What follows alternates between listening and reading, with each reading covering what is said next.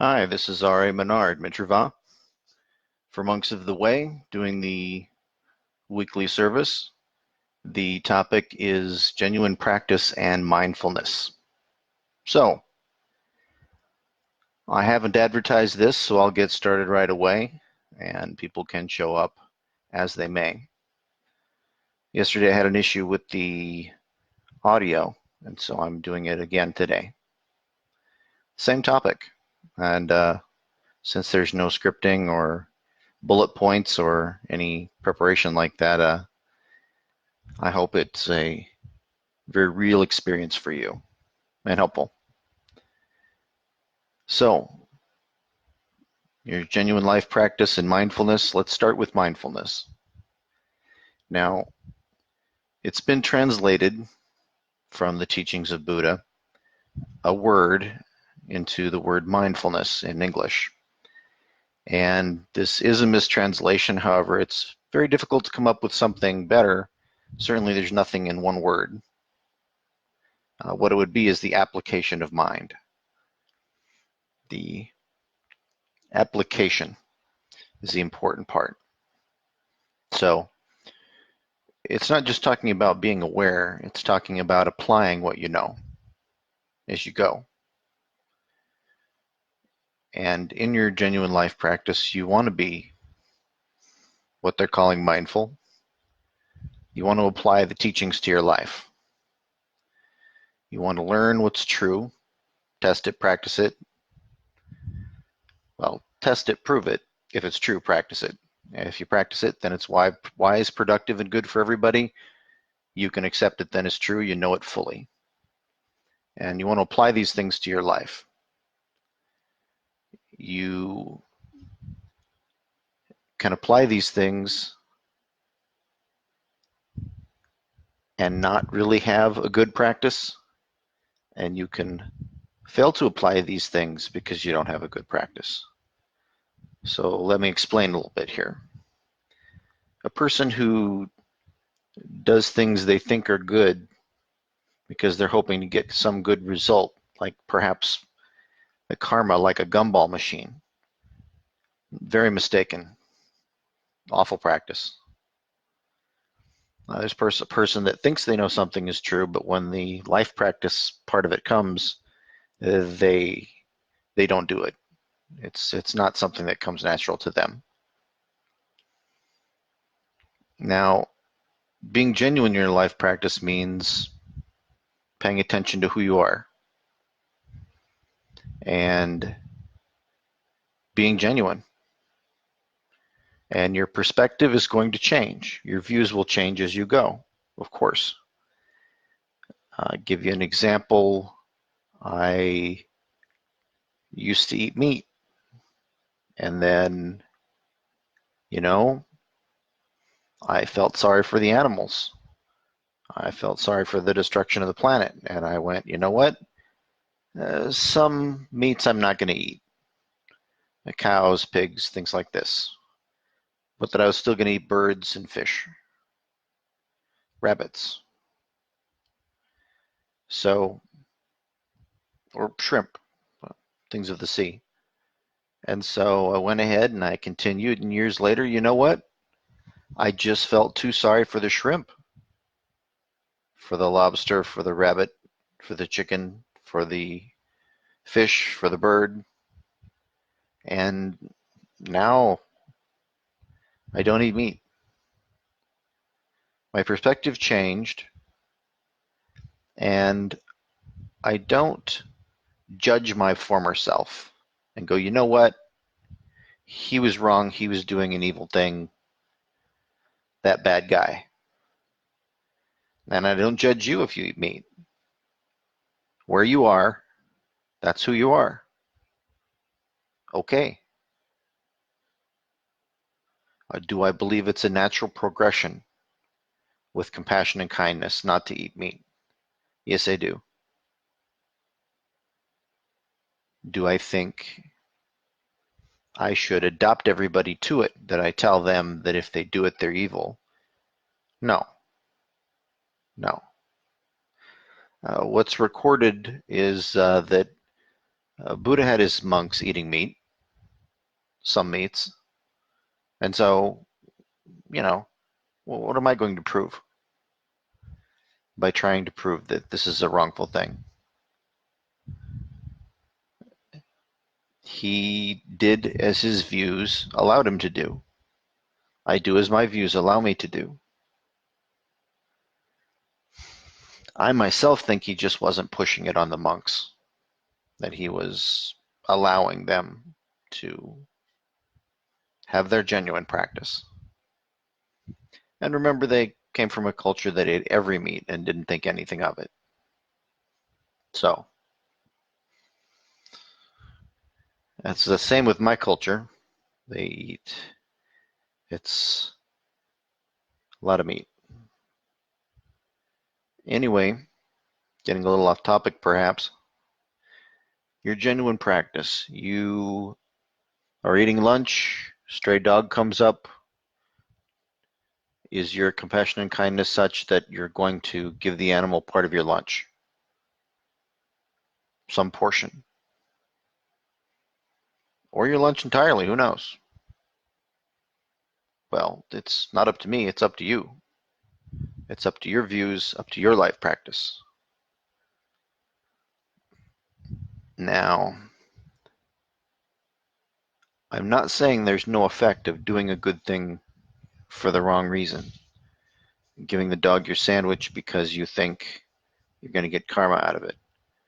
Well, the dog still gets fed, but your intention is certainly flawed. Are you the person that gives the dog a portion of your sandwich or not? That's up to you.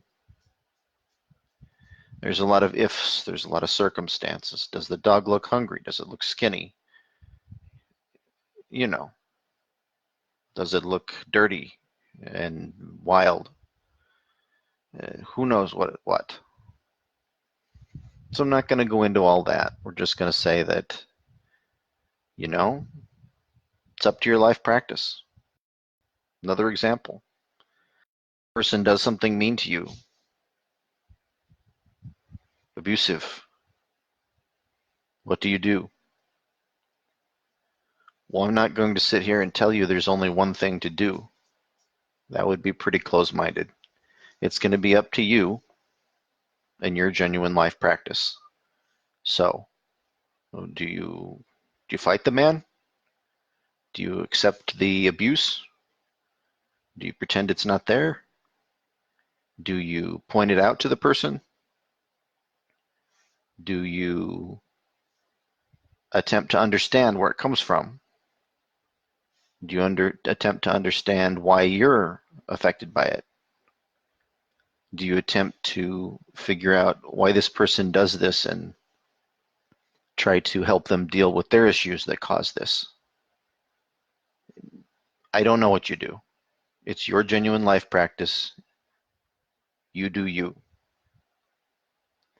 Do I once again think it's a natural progression from fighting the man to accepting the abuse to pointing it out to trying to help the man? Sure, because I think the more truly we see things as we go forward in our life practice, our views change, we see things more clearly, we can't help but be more compassionate and more kind. We can't help but want to help people more.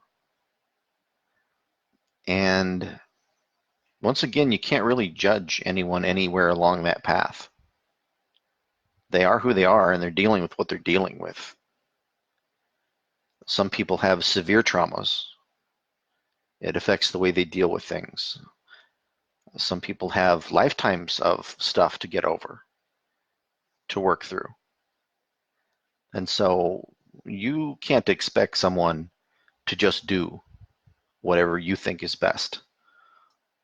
You have to try to help people along that path. And that's what I'm trying to do here in talking about the genuine life practices, urging you to be genuine with yourself and as much as you are comfortable with, and maybe even more with other people. And I guess when you're doing this life practice, you're going to feel things and you're not going to want to act on them. For instance, the man abuses you, you have the knee-jerk reaction maybe of anger. You don't need to not feel your feelings. That's not healthy. Stifling your feelings, this is not a good thing. Pushing it down, waiting for it to someday explode and erupt out in some unknown way. And some people will say, well, channel that into something good. Use this anger for something constructive. But I'm telling you right now, you can't use anger and be safe. You can't have this poison, this weapon, and it's like swinging a sharp sword around by the blade and saying you did something good with it. It's not a good thing. It can never be. So what I'm saying is feel your feelings, fully feel it, let it pass. Let it pass, and you know what? You're going to get better at that. Both feeling your feelings and letting them pass, and trying to figure out where they come from. If they're feelings of anger or sadness, um, you can figure out where they come from, because remember the four truths, okay? These things have a cause, they have a cure, and they have an end. Not everything has an end, of course, in while we're alive. Everybody suffers. But along the path, you're going to have less and less suffering as people know it now, because you can eliminate things as you go. If you can not have that knee-jerk reaction, be measured and disciplined, then that's going to take you very far in your life practice. You felt the emotion, you let it go. There's been times where something angered me. I saw the anger, I felt it, and before it even passed, I'm looking at it and I'm laughing and I'm thinking, that's pretty ridiculous. I know where that comes from, and it's not gone yet, and I sure thought it was. And it's okay. It's okay to be wrong. It's okay to be stupid, outright stupid. We've all been there. You can't fault a person who leaves for the grocery store because they're not there yet, and congratulate the person who comes back with the groceries because he's back with the groceries. They're all on the same path, just a different part. I think it's important to note that from your perspective. That your perspective can be very limited, but if you look in the timeless view, things make more sense. So you don't want to stifle your emotions. You want to feel them. You want to understand them. Uh, the sadness, the depression, as well as the anger and fear also. There's nothing wrong with feeling these things. Very natural. But you want to know why. You want to know how. And you want to be measured and disciplined, like I mentioned. So the man abuses you, you decide how you're going to deal with it, or you just deal with it because it feels right in that way, whatever that way is. Be genuine. And be genuine with yourself, too. People will set themselves up as some sort of deity, like they're creating reality as they go forward, and they're like some kind of a god that if it occurs to them, it just becomes true, and what they believe happens, and all this kind of stuff. You can get yourself to believe a lot of stuff, and the brain is really wired for this. And I'll give you an example of the brain being wired. Um, and I think it pertains to this too in life practice, because you don't want to be tricked by your mind. You don't want to think, I've experienced something, I believe I know what I saw, therefore I'm going to just believe that. Not saying you can't do that, not saying you won't do that, just saying watch out for it, because it can become unhealthy. It can turn into a very, very wrongful thing. There's this trick of the mind that they try to prove to you that you control the universe somehow.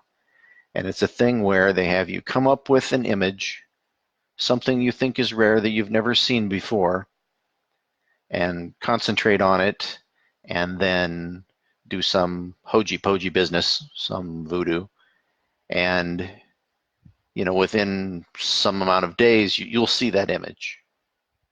Okay.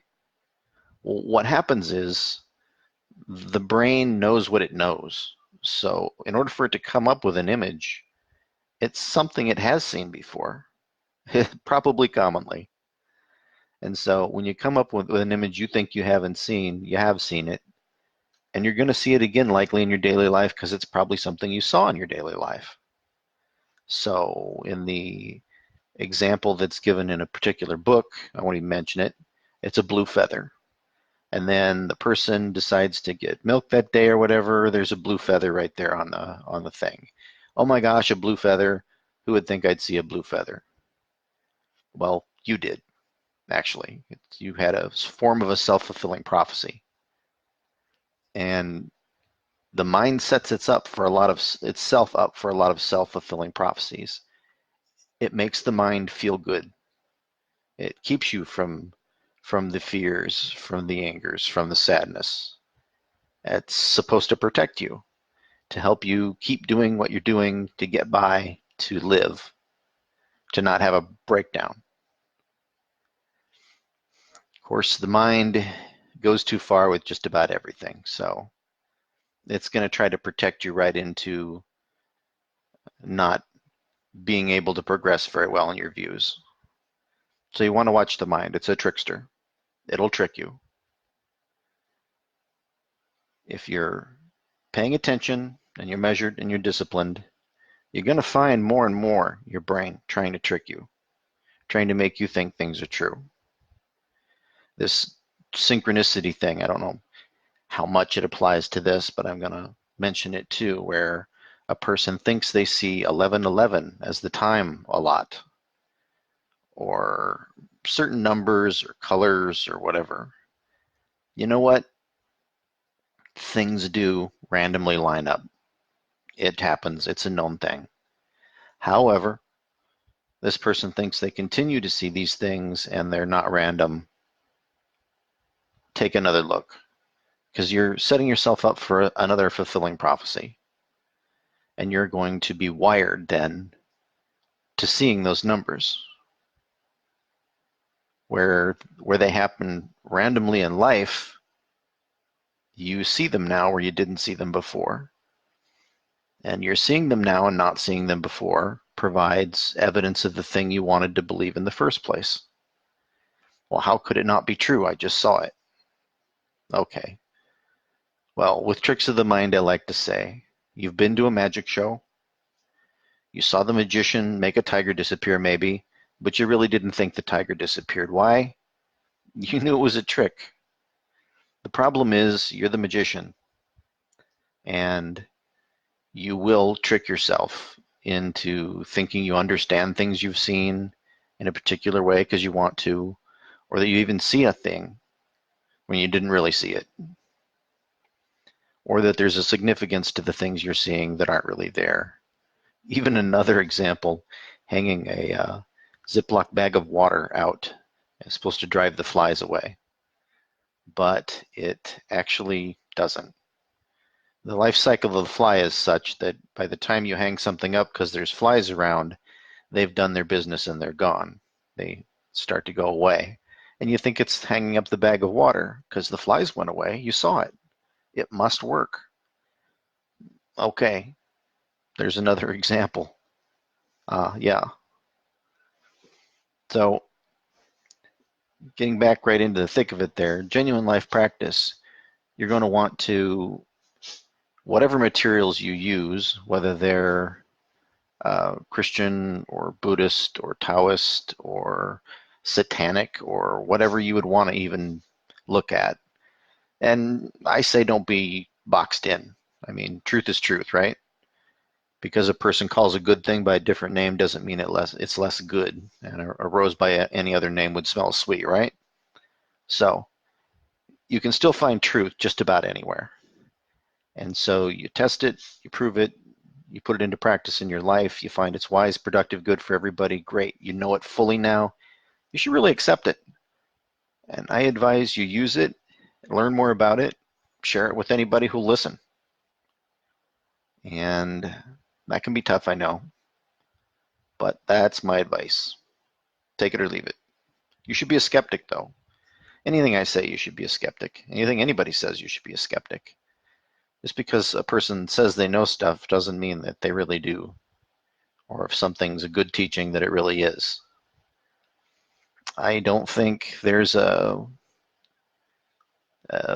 book or a system or whatever you want to call it anywhere that claims to have the right teachings that doesn't have truth in it that you can learn from. And I don't think there's one that doesn't have delusion in it. You might learn from that too. So don't be boxed in. You know these truths, apply them. That mindfulness, once again, application in your life. And being genuine. You don't have to go out and take on the world. You don't have to fight your local government or your national government or society at large. You know, you do you. Once again, if it's a genuine thing from you, it's really going to mean something and it's really going to connect with you. And it's really going to have all that much more effect. And I always suggest that people do some of their own charity work, just a little, and see how that works. See what it does for them, see what it does for other people. And not giving money, because I don't really think anybody's life's been made better by money.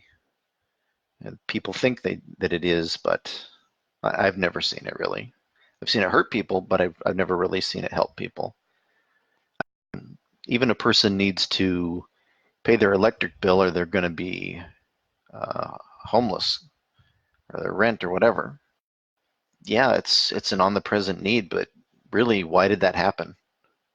It was just chance? Oh, okay. No. There are reasons why things happen. We need to deal with them. We need to learn. We need to grow. We need to get better. And if a person needs to go without their rent and get kicked out and get homeless to figure things out, then that's what they need. You interrupting that's not going to help them, enabling them, as it were, in this case, to continue. I'm not saying you shouldn't connect them with the right people to get their bills, but you know what? It'd be great to at least suggest that there's more going on than the electric bills not getting paid, that some accident happened or whatever happened and it just so happened that this happened. No, there's reasons behind these things and we should address them. And if you really wanted to go far, you go on that ride with them and figure it out. But once again, wherever you are, whatever's genuine for you, and you don't always have the time or the gumption to help everybody. You couldn't possibly deal with everybody's issues in the world plus your own. And I'm going to close with one more thing with your genuine life practice in mindfulness, is that it's like there's a cup and it fills at a certain rate. It'll fill itself. Well, you can drink from it. You can give to other people. But if you give to other people too much, you got nothing. Nothing for them and nothing for you. So take care of yourself. Don't become some kind of selfless martyr or whatnot that doesn't have anything for themselves and therefore really doesn't have anything for anybody else. That's not middle way. I think middle way is great. Proves itself. Well, I digress a little bit, and it has been a few minutes. I'm going to open it up for any questions that anybody might have. On the topic, off the topic. doesn't really matter. It's from the Buddhist perspective, obviously.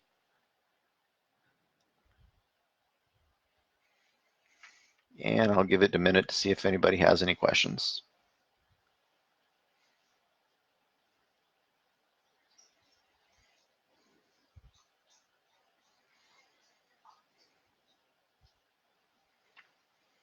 I don't think there's any questions.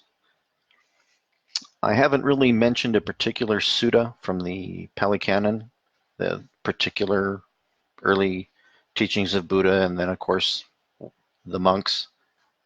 But I guess I did mention the Four Truths, and so I'm going to mention them before I sign off in a little bit better detail. I'm sure a lot of people think they know them real well. Maybe they do, maybe they don't. But there's four truths, and that's pretty much the first thing that Buddha was talking about and teaching people, was that there's suffering. If you're living, you're suffering, and it really is suffering. It's not discontent like some people would like to believe. It's suffering. The word used for it in that language was one of the worst and most urgent types of suffering. It was the wobble of a wheel of your wagon. And I don't know if anybody knows about those old wagons, but if a wheel started to wobble, you had to stop and deal with it instantly. If anybody didn't, they were considered a fool, because it could snap off and flip over your wagon and kill you, lose all of what you're carrying. You could injure or kill your horse or mule or whatever. It certainly was very, very dangerous. It was something that you need to deal with right now. And that's the kind of suffering Buddha was talking about. Talking to people that suffer the worst. And so there's suffering. There is suffering, life is suffering. But then there's a second part, which suffering has cause. Everything has a cause. Doesn't mean it's going to get dealt with in this lifetime. As a matter of fact, some of the things he talked about that are suffering are not going to change, go away because you get a better view on them necessarily, such as growing old, getting diseased, dying. These are things that are not going to go away. But suffering does have cure. Certainly, death is a cure for a lot of that. And suffering has end. And once again, death ends a lot of that for us. I wanted to mention the four truths because they kind of go along with that life practice. Anyway, I'm happy that people attended, and I hope it was helpful. I wish the best of everything in life for you, every single one of you that ever do listen to this. And I hope that truth will remove suffering, just like light removes darkness. Okay, R.A. Menard for Monks of the Way. Have a great night. Thanks.